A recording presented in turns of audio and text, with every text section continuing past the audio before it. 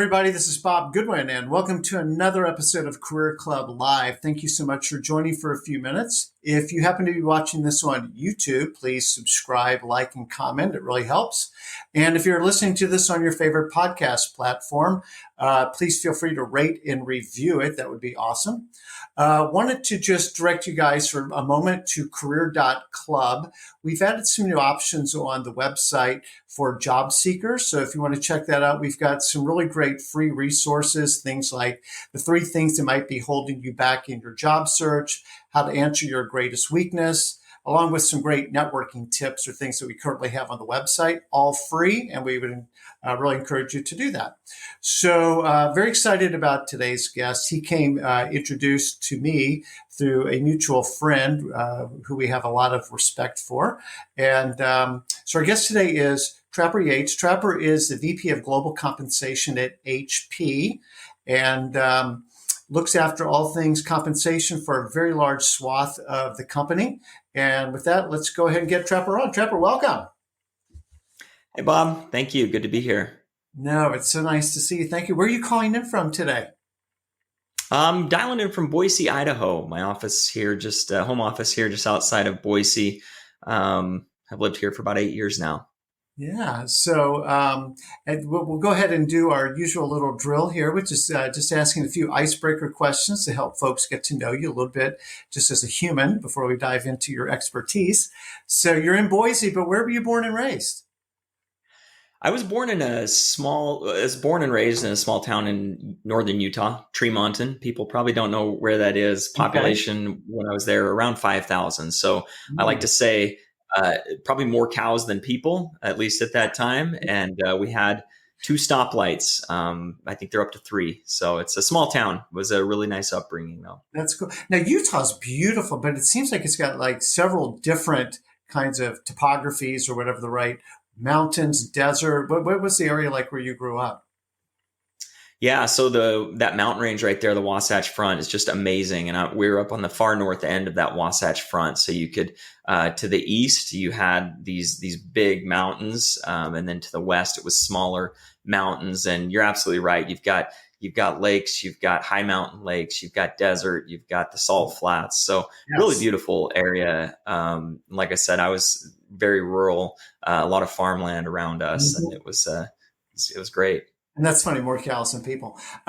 So then where did you go to college, Trapper? Where'd you go to school? Yeah, I did my undergrad at Brigham Young University, Idaho. So Eastern Idaho, about 4.5 hours from where I'm at today. Did an undergrad focus in business. I made a switch, as most people do. I went to school to go into pediatrics and medicine, and switched partway through my sophomore year and decided business was a better focus.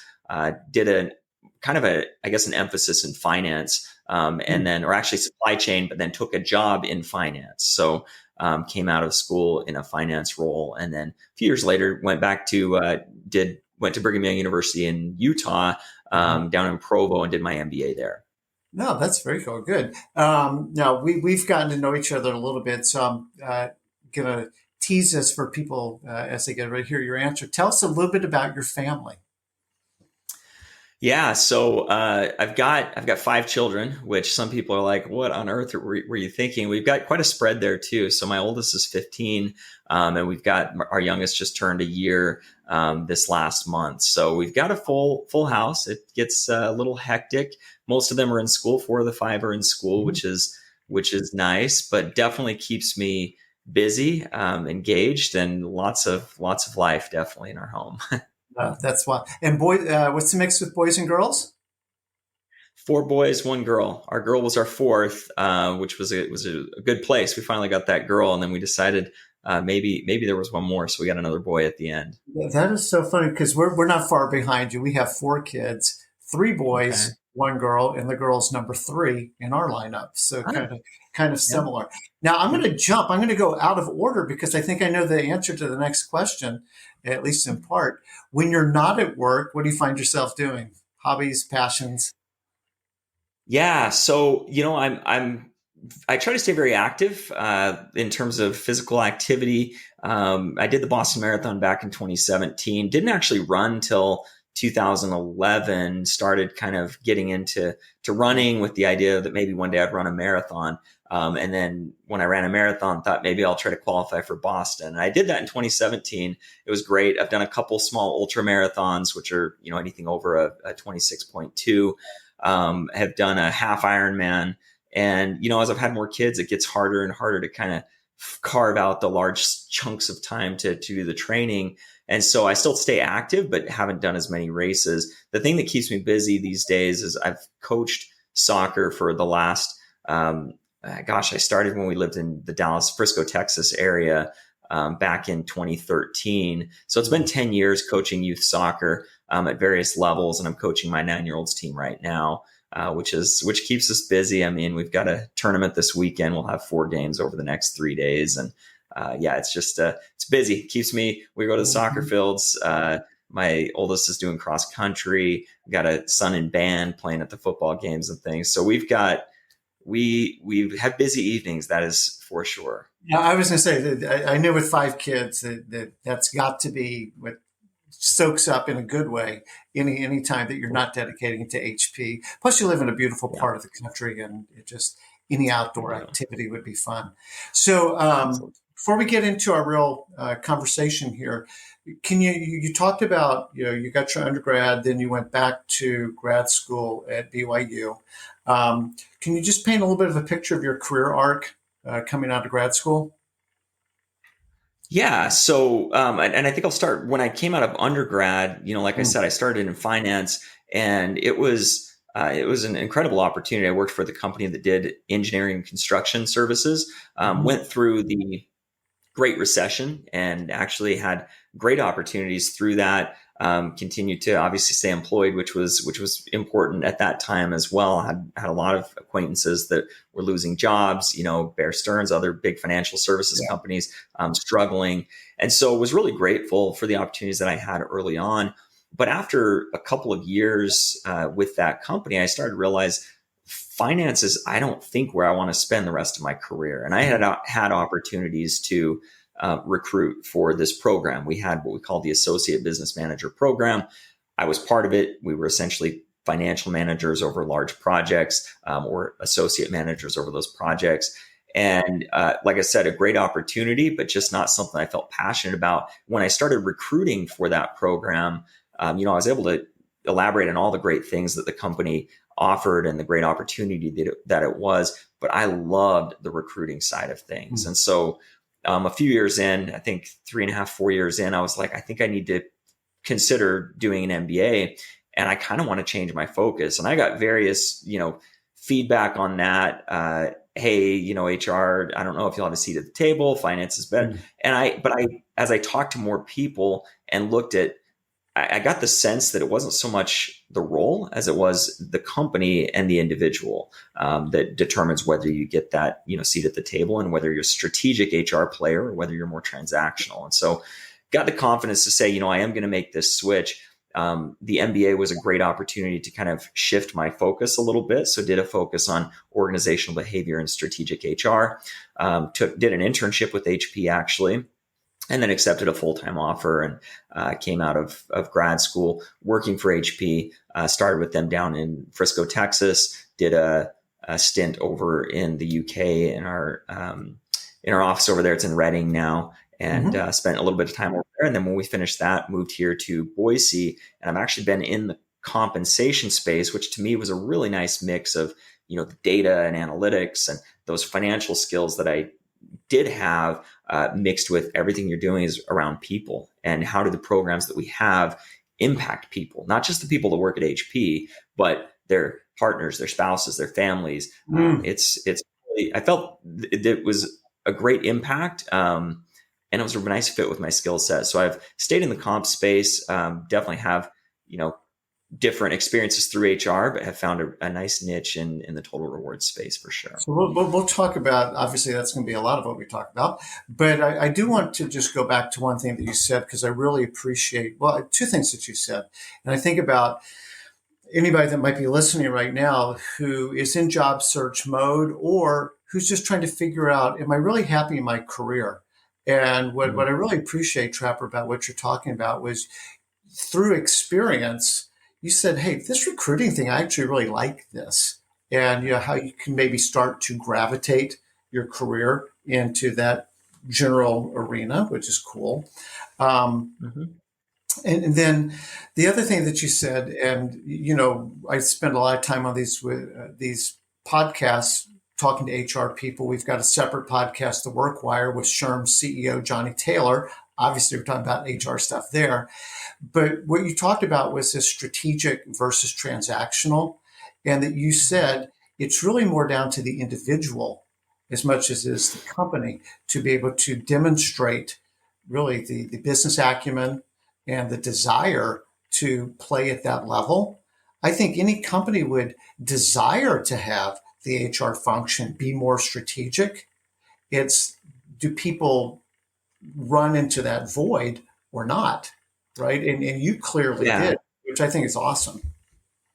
Yeah, absolutely. I think along that point, and I do think it's a combination of organization and individual, but I would lean more to the individual because, and I know, our common friend, Matt Burns, he's talked about it as well. Like, if it goes into an organization where HR is more of the, hey, just take the orders from the business, and they're not asking for that strategic partner, that's not the right fit for his skill set. Right. And I feel like it's the same. If you have, if you are a business person wearing an HR hat, you can go in and solve people problems or recommend solutions to people problems. And you can drive that as much as, a lot of times the organization, for sure. Yeah. So all cool. So you started to describe your role a little bit. Could you just, because when we were getting to know each other, you kind of explained to me which swath of HP comp you're responsible for. Do you mind just sharing that real quick? Yeah. So HP is around 60,000 headcount worldwide. We have sales employees that fall under our sales compensation organization, and that's a subset of that, kind of 9,000. And then we have, our most senior executives, which are managed under more the equity programs, and the executive compensation for those few hundred individuals are managed a little bit through a separate organization, one of my peers. The other 45-ish thousand, 45 to 50,000 ish employees that fall under the mainstream organization. So non-sales and non-executive. So everything from entry level or support level employees up to, our director, and up to the vice president level is kind of managed within that. And so that's, their pay structures, their bonus programs, pay for performance, all of those types of things for that group. So the majority of the employee population falls under your domain. Yes. Yep. That's the largest section for sure. So obviously, compensation is important to everybody. And, you talked about total rewards. And I think for maybe non-HR people, could you define total rewards for folks? What does that mean? And how's that different than just comp? Yeah, we have a nice diagram I like around total rewards, and it's got like this icon of an employee in the middle, and then around that is what the job architecture, and that's what defines how we benchmark all of our programs. And then it's got each of these programs around the outside, and that's your base pay, which most people think about. It's your short-term incentives or your bonus programs. It's also your long-term incentives or equity programs, and those are really important in the tech space. But as you are senior roles, I think in most organizations and startups and things have those types of long-term incentives.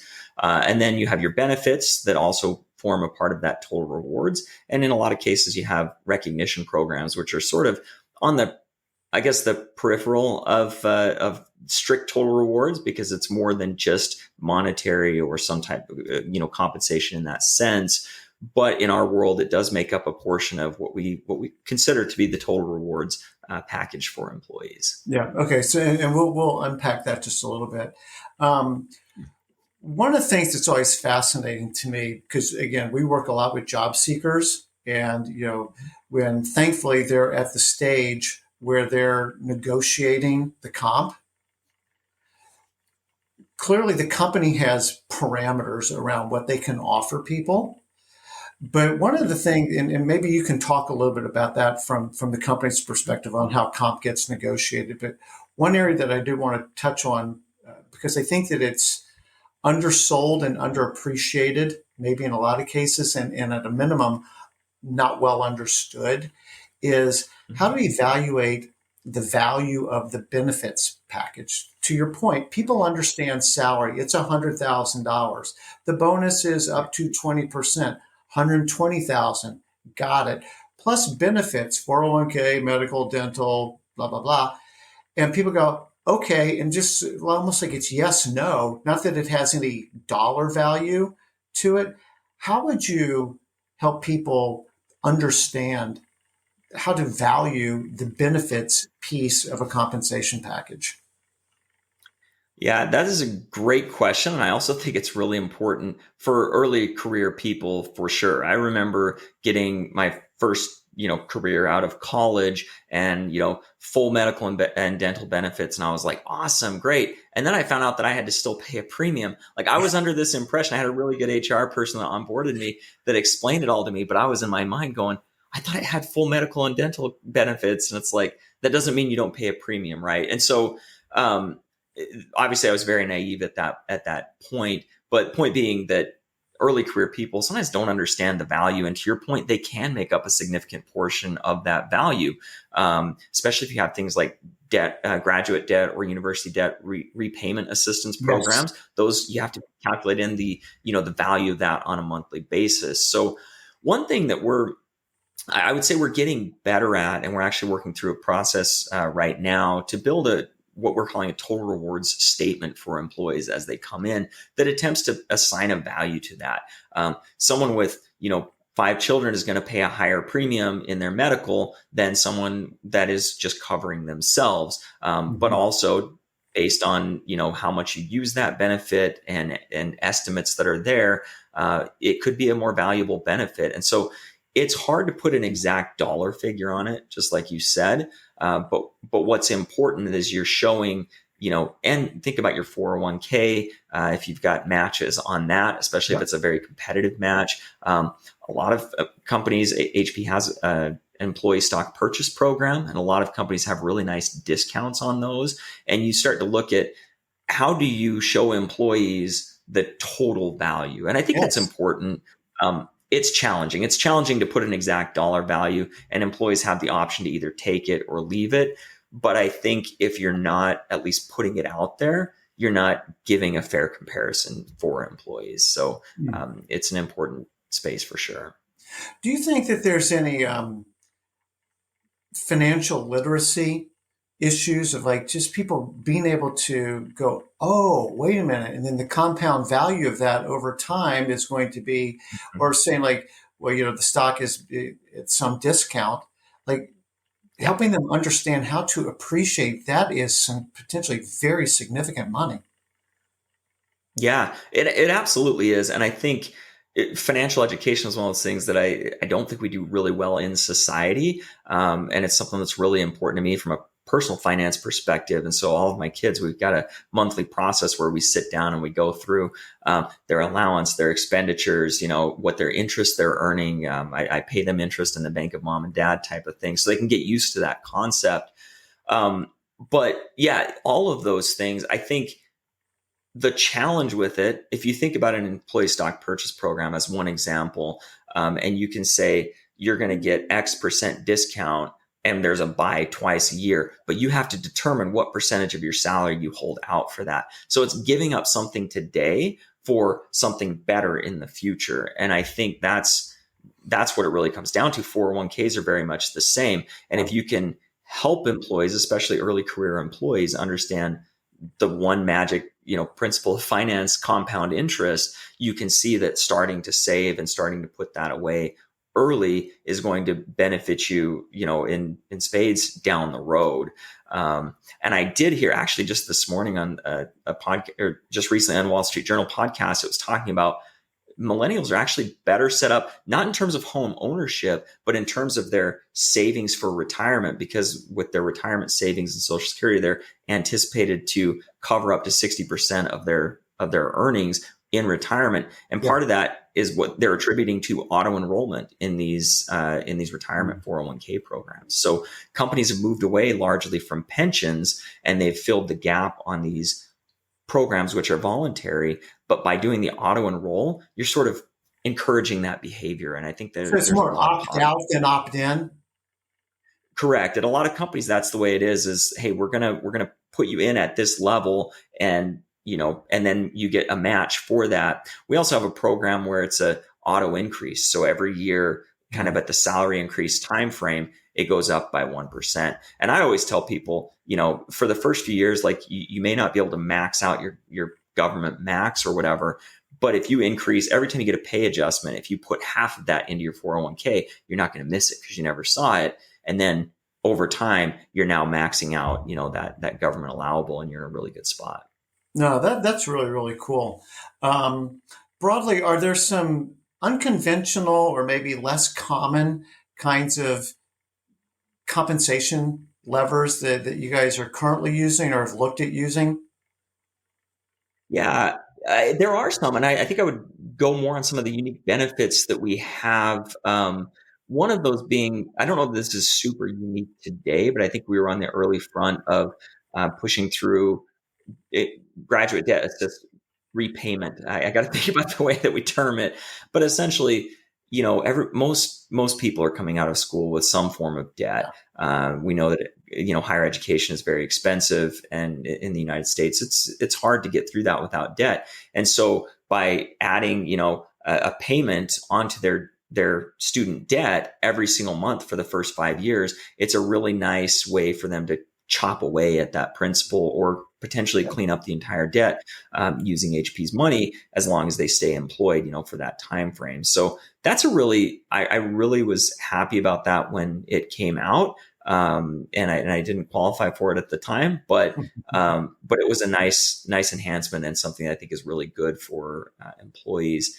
The other one that I really think more companies are embracing are health programs. Health benefits are really common. Wellness is something that I think a lot of companies are starting to embrace a lot more. And at HP, I've seen such huge strides in this in the last couple of years, where we really promote wellness, both from a physical wellness and a mental well-being standpoint. Certainly through the pandemic, that became a hot point for a lot of companies. Sure. Every year we have a wellness challenge, kind of a step off, and it's kind of fun to see the competitive spirit that you create teams of 10 people, and there's the trash talking, and it's all around the globe. So you're just tracking your steps on your device. It gets loaded to the program, and it's just like, hey, we've got to get 40,000 more steps to pass up this team. Like, let's all work together and get 15,000 steps a day. And so I think there's some neat things there around wellness that we're doing and playing in that space that I really like. Well, we've touched on a couple things that are very Gen Z oriented topics too. So mental wellness is very high because they're very stressed out. And there's the whole bring your whole self to work, be your authentic self at work, and that includes, I'm going through a tough period, or however it is that I'm feeling, and that's going to have an impact on productivity, absenteeism, retention, everything. And so being at the front of the line like you guys are on issues like that. The other thing they're freaked out about is money. And so again, being able to teach them about financial literacy, kind of personal finance best practices, things that they may not have learned at home or in school, that will not only impact their stress level, back to point one, but also to their future. And then being able to have benefits like that make a company like HP an employer of choice. Can you speak to that, particularly with Gen Z? Yeah, I think exactly what you're saying is 100% true. That and the other thing I would say is companies or students and candidates care a lot more. What does the company stand for? Right. And so social issues are becoming a very big thing, and diversity obviously is a very important thing across the industry. And so the leadership that companies take around that and the stance that they take on that is going to determine whether you're alienating a group of people or whether you're being inclusive to all, and showing that there are opportunities for people of all walks of life. And I think HP does a great job of that. Financial literacy is huge. And so offering, obviously there's the 401k program in the US. There's the investment types of programs elsewhere, but you have to wrap that around a financial literacy. And so giving people an opportunity to talk to financial advisors at, we use Fidelity, is one of the parts of that program, that benefits program, that help them to, and hopefully people take advantage of it early on. So we did, I think it was last year, we did a 90 days to a better you. And it was all around wellness. And there were the pillars. It was financial wellness. And that's where we made sure employees understood what resources they have around financial wellness. It was mental wellness. And that was all the resources we have. We worked with these external vendors around positive intelligence and things like that. Headspace, we gave all employees free access to the Headspace app, which was pretty neat. And then the third pillar was that physical well-being, and that included the step challenge and some of those activities. No, that's super cool. So good primer on, kind of all things comp for a minute. Is there anything before we move off of that you would just want to make sure that people think about when it comes to total comp? Yeah, I think what you hit on earlier is a good point, in that when you're looking at like an offer, understanding, not just the things we think about, salary and bonus, those are easy to sort of target bonus. You calculate out that number, but what does the holistic package look like? And perhaps I'll step away from comp a little bit and say, if someone is looking at a job, I think even more important than any of that is, what is the opportunity there, right? What's my opportunity in that role?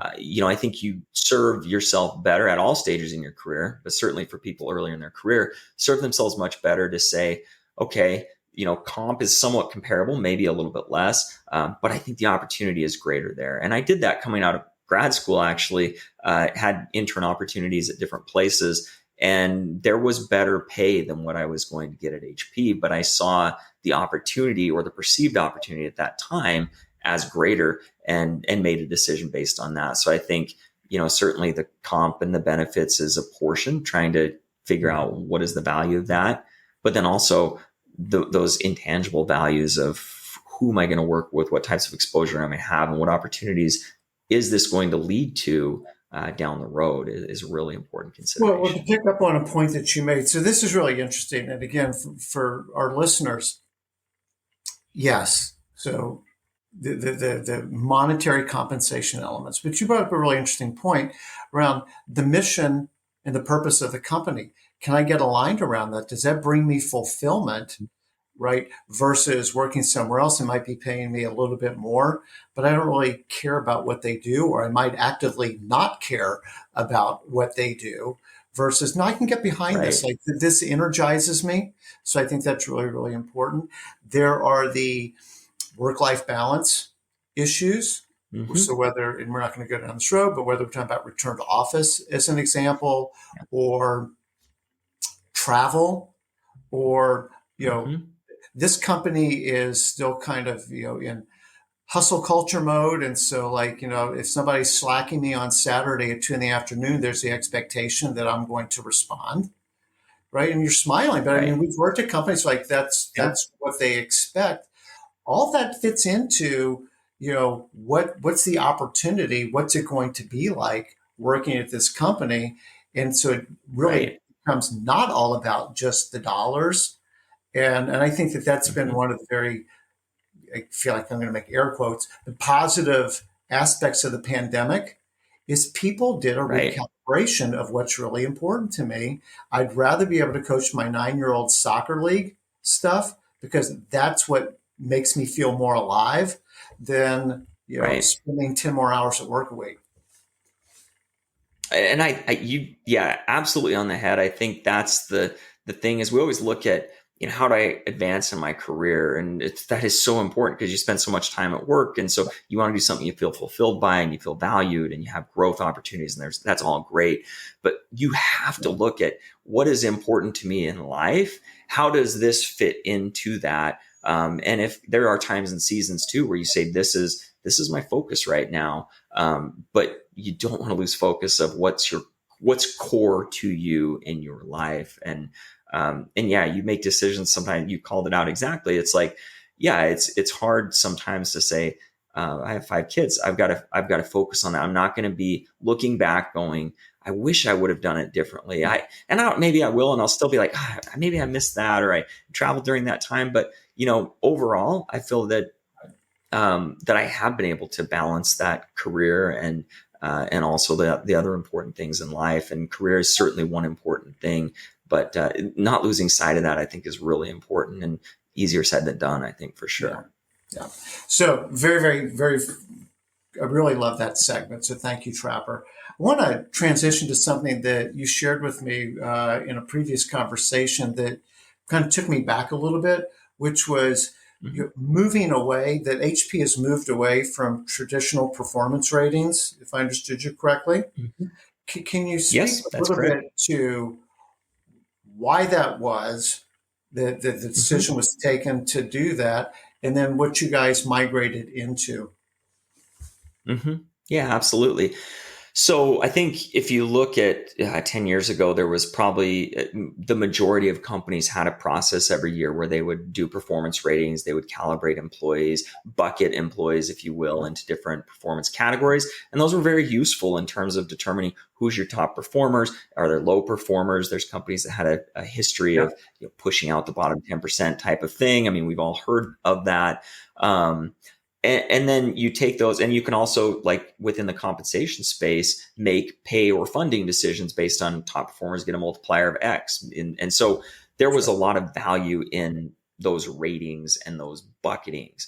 But for an employee, it doesn't feel good. In fact, as a guy that works with me, we were talking the other day, and he said something like, when you put high, medium, low, he's like, medium isn't a rating, it's a shirt size.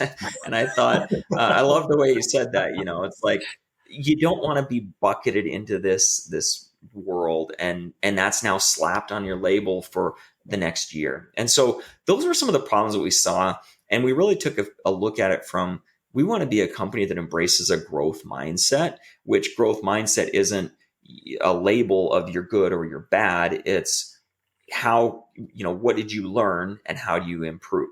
So that was sort of the reasoning behind it. We had a 5-tier rating system, and we did in 1 year, a lot of work, but we went fully away from it.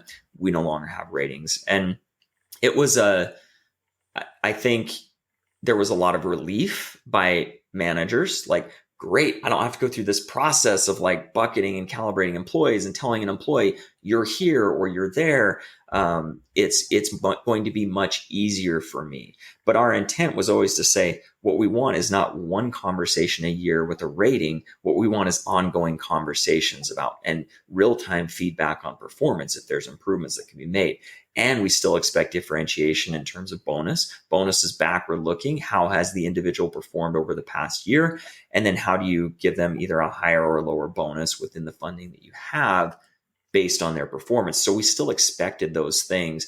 And we provided resources for managers. So in fact, we created, it wasn't a rating, but it was a slider on not just one dimension, but what they've accomplished and how they've accomplished it.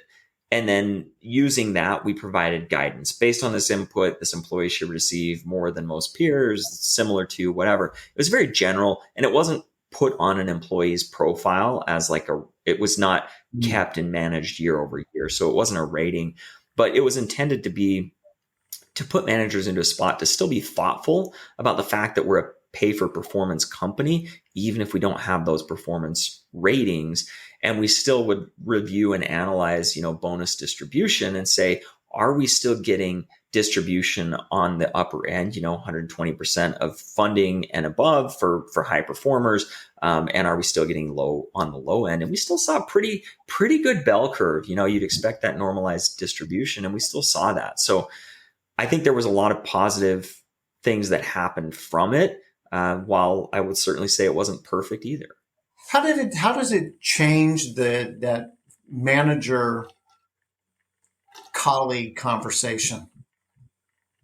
So moving from, I think inside, medium is shirt size. It also, medium is also meh. It's like, so that's what they think of it. Right. But But Sure. how does the conversation change? Like you said, it's not one time a year; it's more kind of ongoing. But and what was the impact that you had on the business and how you did it? Can you just break that down a little bit more? How that conversation might go? Yeah, well, and this is one of the challenge because a big part of our compensation philosophy is manager empowerment, and that moves into the performance philosophy as well. Is that what we wanted was regular conversations, but let's be honest. You've got 5,000 managers, and you're expecting a level of being able to have those conversations and do it really well. But there's a good swath of that or that manager population that still are, I would say, probably not having those conversations to the extent that we would want them to have them. So over the past, I think 2017, we went away from ratings. So we got 6 years under our belt. We've continued to tweak and modify that approach, which I think is good practice in anything. Look back, what's Sure. been working, what hasn't. So we continue to tweak and modify that. We work closely. So I don't own performance and talent, but we partner very closely with that team. Sure. And they're pushing through quarterly conversations, right? So the ideal is every week or every 2 weeks or frequently you're having touch points, but at least quarterly, let's make sure we give a framework. This quarter, the focus is on your career development.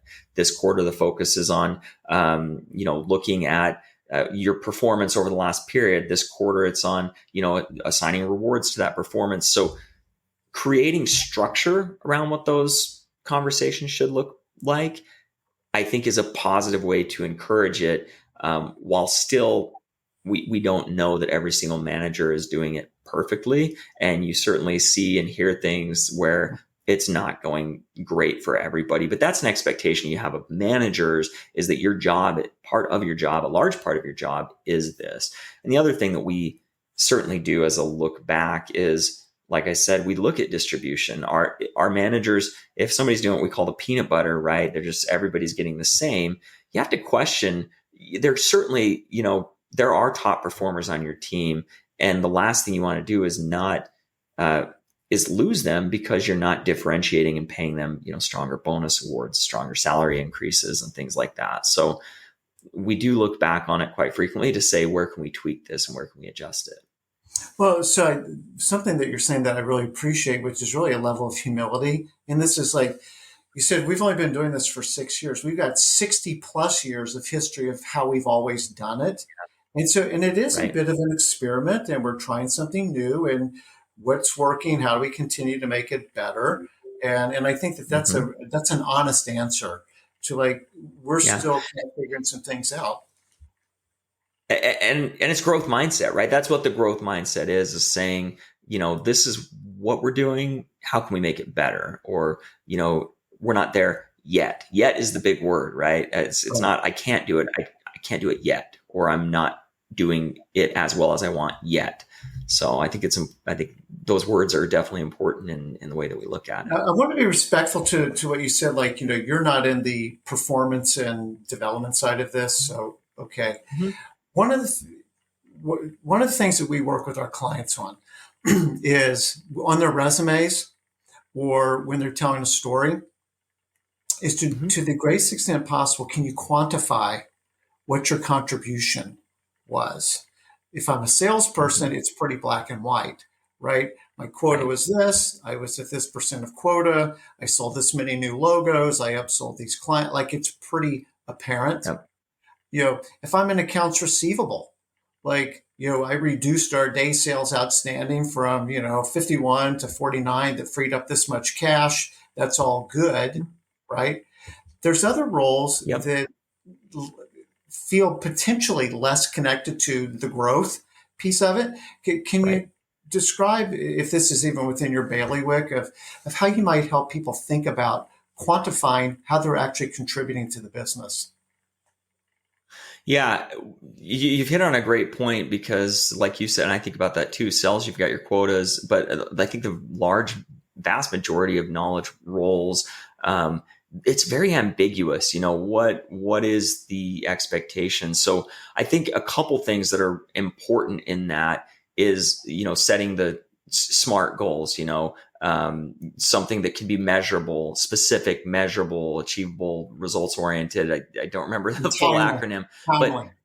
yes, timely. Yes. So when you do that at the beginning, and I think one thing that we do and we can do better on is, what are HP's overall goals? How does the people organization, what are the goals and priorities of that for the people organization this year? What about in the total rewards organization? How do I achieve that? And then trying to get, by being specific, you're saying, you have things you can measure. We have an annual listening survey, right? We call it voice insights, actions, pulse surveys, whatever you want to call them. As a manager, you could say, look, I want my engagement to increase 2 points year over year. And that's a goal that you can measure. As an employee, I want to reduce the processing time on this process by X amount, or I want to create a system or a tool to reduce, 6 hours on this. So you have to be a little bit creative on how you do it. And it certainly depends on role, but linking it to percentage increases or hours saved and then showcasing that. So being able to measure it, I do think is super important. And I would say the onus is on the employee for that too, because managers, it is important to understand what the expectations of the team are, but individual employees are going to be much more successful when they're taking ownership for their career and for saying, not just, what do you need me to do? You give me tasks, I do tasks, but saying, this is what I need to do. This is what I'm going to do over and above or to improve it. And I do think that rests on the shoulders of the employees. And I've seen employees that do that really, really well. And those are the ones that grow and develop. And I've seen some that say, well, they didn't ask me to do that. So, yeah, so I think it's important. I want to pick up on that, Trapper, because this is something that is a little bit of a recurring theme, I think, at the best companies, is the sense of agency over your career. Yeah. That you're the author of your career. On an upcoming episode, we've got the CHRO for Coke Industries, 120,000 employees, and a big piece of their principle-based management is you are the owner of your career. We had the chief people officer from McKinsey, Katie George, on a few months ago. That's their whole mantra, is you're the author of your career. So again, for people who are listening, that it's not the company's fault for X, or, maybe there's some contributing things, but at the end of the day, you own your career. And it's back to the compliment I even paid you, Trapper, at the beginning of this. You saw what you liked. You went back and got more education around that, and you redirected your career to what you wanted to do, and you took ownership of that. And everybody, this is, again, a real key tenet of what we teach our clients, is every day you get to control your attitude. Every day you get to control your actions. Ultimately, these are your decisions, not somebody else's decisions. And so I appreciate what you're saying.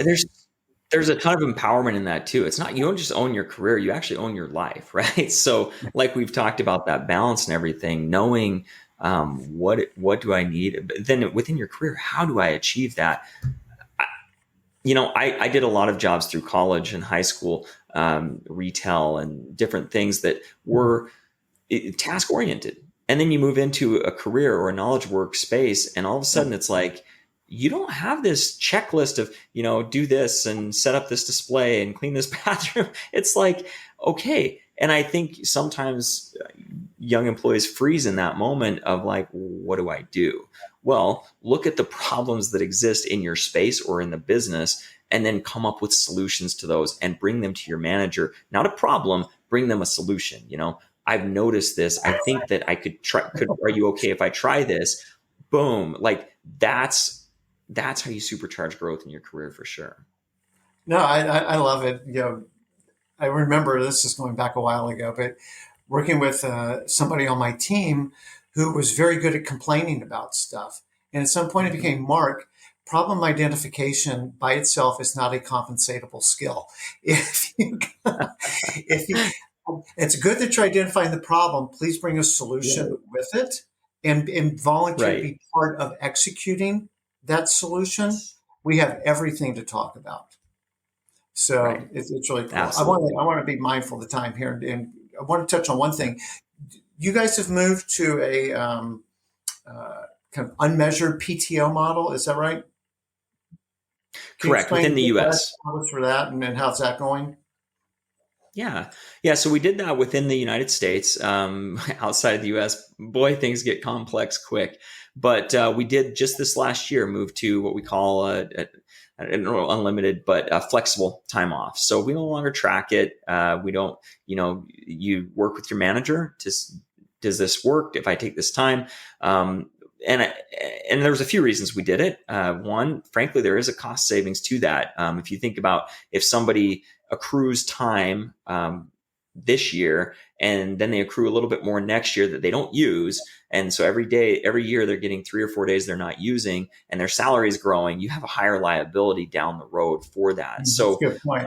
by making this decision, it actually becomes an actual real accrual savings over that. And for exempt employees, professional employees, people get their work done. At least that's the expectation, is they get their work done. If they take a week off, great, they take a week off, and then they come back and they pick things up where they left off. It's not as much the line employees. And so support level employees, people working in factories and call centers are still, it's still hourly based and they don't have quite the same. But for professional employees, it's a greater level of flexibility. I think we've seen positive, and also I think it was a positive message to employees, because the other challenge you have is younger employees don't accrue as much time off. So once you've been at HP, 10 years, you've got a good balance of time off, because after you hit 5 years, you keep growing that balance. Mhm. But younger employees that do value that time off and do value that travel, we're going, gosh, this isn't enough. There's I have to take this time and I want to be gone this time. And boom, before you know it, I think the 3 weeks that you had is gone.